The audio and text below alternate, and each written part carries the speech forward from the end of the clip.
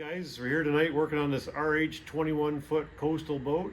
I'm going to be installing a Airmar 165HW with a Rytek bracket on the back of this transom.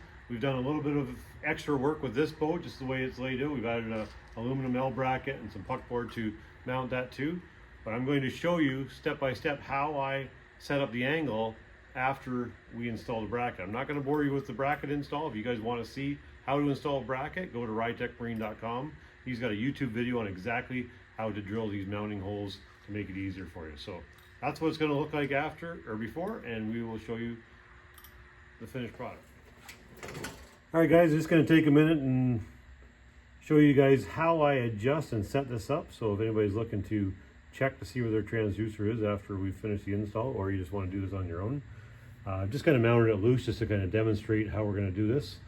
On this boat here, we had to use this aluminum angle bracket with a piece of puckboard, and then we're going to take and we're going to place a straight edge or a level underneath the boat, flat to the bottom. Okay, it doesn't have to be a level, but it has to be a straight edge so that we can see where the water line is going to come off. So if you look, we're going to have about 3/4 of an inch of the heel of the transducer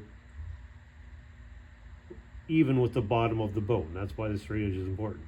From there, I'm going to tighten one screw, and I'm going to place the level across the transducer mount to make sure that it's level, because I've already checked that the boat itself is sitting level on the concrete. So again, that's how we're going to do it. We're going to place that straight edge underneath the boat. We're going to go about midway through the transducer.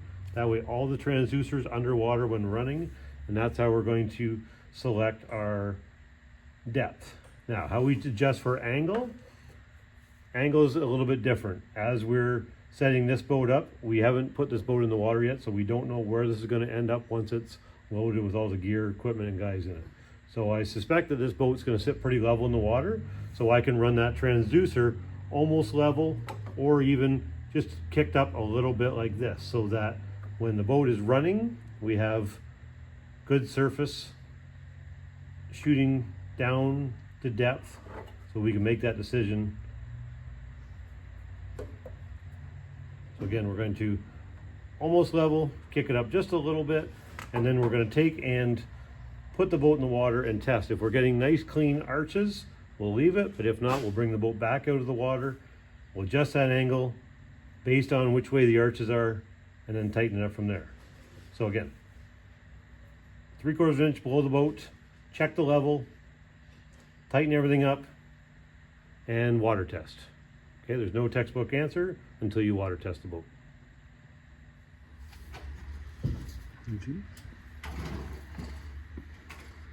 All right guys, just finished this install on this Airmar TM165HW with a Rytek bracket. Just kind of show you how we finalized everything. Previously mentioned, using a straight edge across the bottom of the boat and down about 3/4 of an inch.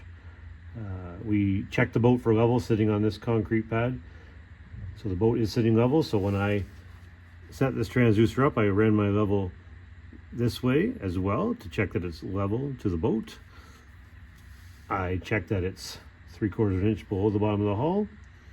Okay, I tipped it up just slightly because I feel that this boat's going to sit pretty level, but when it comes up on plane and we're trying to read at speed, I want just a little bit of angle, and I can adjust that later after we water test this boat later this week. So that's how our final install is going to look. We're still going to mount a 3-in-1